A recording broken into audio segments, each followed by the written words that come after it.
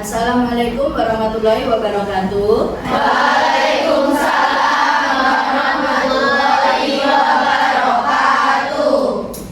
Bagaimana kabar kalian hari ini anak-anak? Baik, Ibu. Sehat semuanya? Sehat. Alhamdulillah. Sebelum kita memulai pelajaran, lebih baik kita membaca doa dulu. Siapakah yang mau memimpin membaca doa? Ya, ayo Mbak, silakan dipimpin namanya. Sebelum memulai pembelajaran, mari kita berdoa sesuai kepercayaan masing-masing. Berdoa dimulai.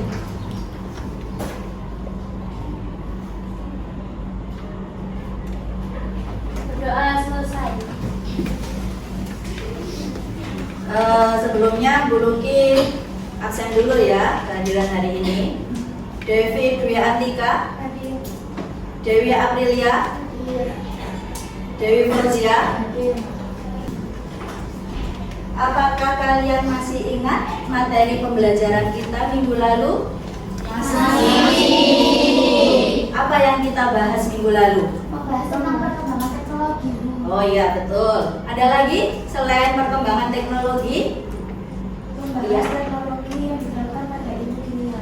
Betul. Kita minggu lalu sudah membahas teknologi yang semakin modern saat ini. Terutama kita membahasnya kemarin di dalam ilmu kimia. Karena di dalam ilmu kimia pasti kita gunakan pada bidang kesehatan sesuai dengan jurusan kalian.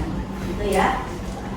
Nah, untuk pembelajaran hari ini sebelumnya Bu Lukin mau menunjukkan kalian salah satu video tentang perkembangan teknologi. Coba diperhatikan ya.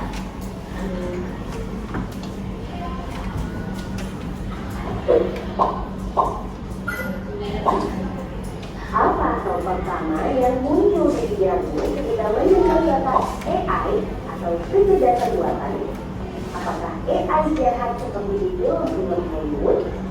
AI jahat atau menurut AI hanyalah hayalan pembuat film saja ya. Namun sebenarnya AI sudah merupakan kenyataan dalam kehidupan sehari-hari kita. Kalian sering menggunakan AI? Ketika buka handphone, fitur fingerprint atau face unlock menggunakan AI untuk dapat mendeteksi sidik jari atau wajah kalian dengan lebih cepat. Ketika googling, adanya AI akan memberikan hasil pencarian yang lebih sesuai dengan minat dan kebutuhan kalian. AI. Nah, kalian pernah nggak browsing di Google? Pernah. Nah, yang muncul pertama kali sekarang, pada saat sekarang ini yang muncul pertama kali pada saat kita browsing adalah hasil AI. Itu kalau di Google. Lalu, pernahkah kalian menggunakan TikTok? Sering, tiap hari. Pada saat kalian menggunakan TikTok itu, pernahkah kalian berpikir, saya habis browsing sepatu? Setelah itu ternyata muncul terus tentang iklan sepatu. Pernah merasakan seperti itu enggak? Nah, kira-kira kenapa kok seperti itu? Oh ya, silakan Mbak.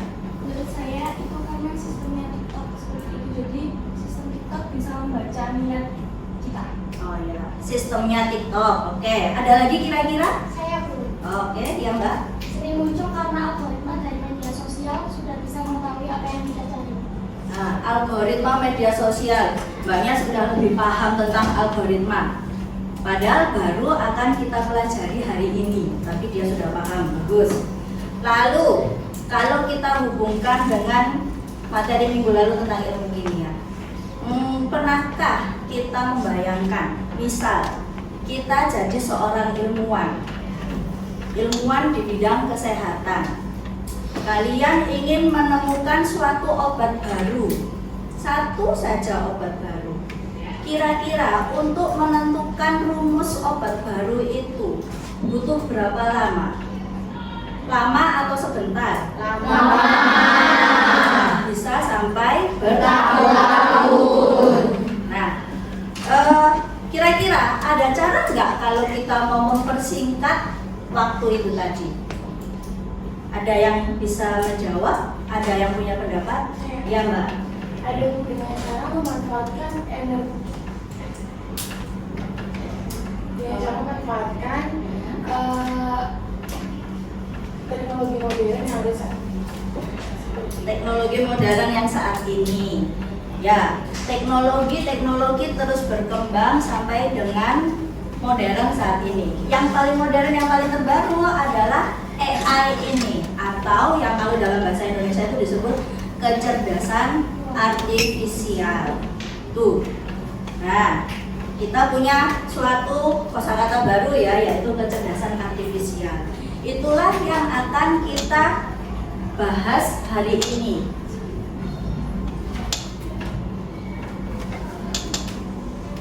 Kembali ke sini.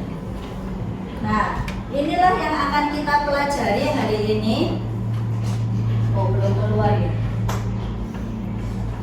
Ini yang akan kita pelajari hari ini anak-anak. Jadi, setelah kita belajar, kita mampu menjelaskan definisi, jenis, dan karakteristik dari kecerdasan artifisial.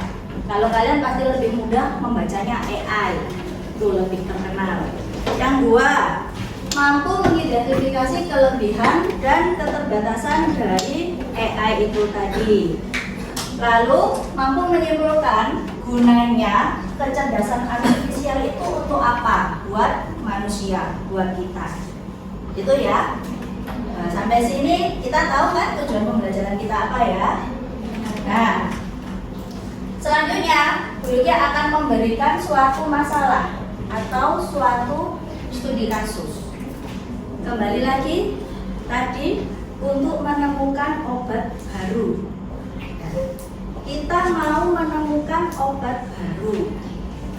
Lalu, bagaimanakah kecerdasan artifisial dapat mengubah cara kita bekerja? Apa saja kelebihan dan keterbatasan dari kecerdasan artifisial ini sehingga dia dapat kita manfaatkan untuk menemukan obat baru. Yang kata kalian tadi, dengan adanya AI kita bisa lebih cepat, itu tadi ya. Ya. Paham dari maksud Bu Luki dari studi kasusnya? Baik, kita mulai diskusinya. Silakan membentuk kelompok, satu kelompok terdiri dari 4 orang untuk mendiskusikan permasalahan yang sudah Bu Luki sampaikan tadi. Nah, silakan Bu Luki beri waktu 5 menit. Sudah terbentuk kelompoknya masing-masing anak-anak? Sudah. Ini Bu Luki berikan kalian lembar kerja untuk berdiskusi, mendiskusikan studi kasus itu ya. Silakan berdiskusi, diisi pada lembar kerjanya. Nanti kita sampaikan perwakilan dari kelompok untuk presentasi. Gitu. Apakah sudah selesai diskusinya anak-anak? Sudah. Baik. Sekarang kita presentasi ya, presentasi hasil diskusi, perwakilan saja dari beberapa kelompok. Kira-kira siapa yang mau mempresentasikan hasil diskusinya? Saya Bu. Oh ya, silakan Mbak. Untuk hasil diskusi pada kelompok saya yaitu apakah AI itu kecerdasan artifisial? AI adalah bidang ilmu komputer yang berfokus pada pengembangan sistem atau mesin yang mampu melakukan tugas-tugas yang biasanya membutuhkan kecerdasan manusia. Kesimpulannya, AI adalah teknologi yang memungkinkan mesin untuk berpikir dan bertindak seperti manusia. Kedua, apa keuntungan utama menggunakan AI dalam riset? Keuntungan utama AI dalam riset, terutama di kesehatan, adalah kemampuan untuk mempercepat proses dan meningkatkan efisiensi. AI dapat memproses dan menganalisis data, mempercepat proses menulis data dalam jumlah masif jauh lebih cepat daripada manusia. Selain di bidang kesehatan, gimana lagi peran AI bisa membantu manusia? Peran AI sangat luas dan telah membantu manusia di berbagai bidang. Sebagai contoh, yang pertama, transportasi. AI menggerakkan kendaraan otonom, mobil tanpa pengemudi. dan mengoptimalkan sistem navigasi untuk menghindari kemacetan. Kedua, keuangan AI digunakan untuk mendeteksi penipuan, menganalisis pasar saham, dan memberikan rekomendasi investasi yang dipersonalisasi. Ketiga, lingkungan AI digunakan untuk memantau perubahan iklim, memprediksi bencana alam, dan mengelola sumber daya alam secara efisien. Sudah, Bu. Ya, baik. Terima kasih, Mbak, hasil presentasinya. Mungkin dari kelompok lain ada yang ingin memberi tanggapan atau tambahan? Oh iya, silakan, Mbak. Saya setuju dengan hasil AI yang disampaikan oleh teman saya tadi yang bernama Dini, bahwa dengan adanya AI ini membuat kita lebih mudah belajar dan mencari sesuatu, sehingga saya rasa pemanfaatan AI ini bisa sangat luas. Jika boleh saya tambahkan, Bu, AI ini juga sangat bermanfaat di bidang pendidikan, di mana dengan AI ini kita lebih cepat belajar dan menggali informasi akan pengetahuan yang dapat kita cari. Bagus. Ya, terima kasih, Mbak. Kira-kira dari kelompok lain ada yang mau memberikan tanggapan lagi? Saya, Bu. Ya, silakan. Saya juga setuju dengan hasil presentasi dan tanggapan sebelumnya. Saya hanya ingin menambahkan, meskipun dengan AI, tetap kita harus bisa memilih dan memilah informasi yang benar yang dapat kita gunakan untuk membantu tugas kita agar lebih cepat. Ya, terima kasih, Mbak. Nah, dari hasil presentasi dan tanggapan dari teman-temanmu semua, kita bisa mengambil kesimpulan ya, bahwa AI atau kecerdasan artifisial ini bisa kita manfaatkan. Kembali lagi ke studi kasus tadi tentang penemuan obat. Dengan menggunakan AI ini, yang sebelumnya mencari obat itu dengan coba-coba. Meskipun 100 kali, 1 juta kali untuk mencoba, tetap harus coba-coba. Tapi dengan bantuan AI, penemuan obat ini bisa lebih terarah dan dapat diprediksi. Sehingga pekerjaan menjadi lebih cepat dan efisien. Gitu. Sama seperti yang disampaikan temanmu tadi, berguna dalam bidang pendidikan.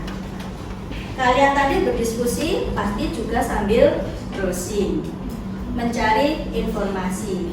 Kalian juga memanfaatkan AI sehingga kalian bisa berdiskusi jauh lebih cepat dan mendapatkan hasil yang lebih baik. Gitu ya. Dari sini apakah semuanya bisa memahami?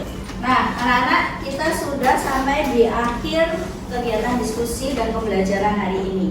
Bu Luki ingin ada salah satu dari kalian yang menyampaikan kesimpulan secara umum untuk pembelajaran kita hari ini. Kira-kira ada yang mau menyampaikan? Saya, Bu. Ya, silakan, Mbak. Menurut saya peran AI dalam kehidupan manusia adalah bisa untuk mempercepat dan mengotomatiskan tugas. Yang kedua adalah meningkatkan interaksi manusia dengan teknologi. Berikutnya adalah peran AI di bidang kesehatan. Menurut saya adalah mempercepat penemuan obat dan pengobatan serta memudahkan diagnosis penyakit yang lebih cepat dan akurat, serta memungkinkan perawatan yang lebih personal. Ya, terima kasih, Mbak. Malah lebih lengkap ya dari Bu Luki sampaikan tadi. Jadi AI bisa dimanfaatkan di berbagai bidang, terutama bidang kesehatan. Bidang kesehatan, kita tidak hanya memanfaatkan AI untuk menemukan obat baru. Ternyata temanmu menemukan penggunaan AI bisa untuk mendeteksi awal suatu penyakit. Itu juga pemanfaatan yang ke arah positif. Gitu ya. Kira-kira sampai sini apakah ada yang ingin ditanyakan dari anak-anak semua? Ya. Alhamdulillah. Nah, sebagai akhir pembelajaran, Bu Luki ingin ada evaluasi ya, ada evaluasi dan umpan balik dari kalian. Bisa dibuka beningnya, bening untuk mapelnya. Hari ini di situ ada post test. Silakan diisi untuk post testnya.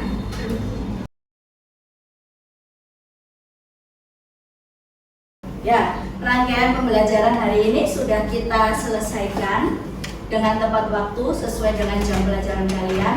Terima kasih atas kerjasamanya. Sebelum kita akhiri pembelajaran hari ini, mari kita bersama-sama membaca doa setelah belajar. Silakan Mbak Ketua kelas memimpin teman-temannya.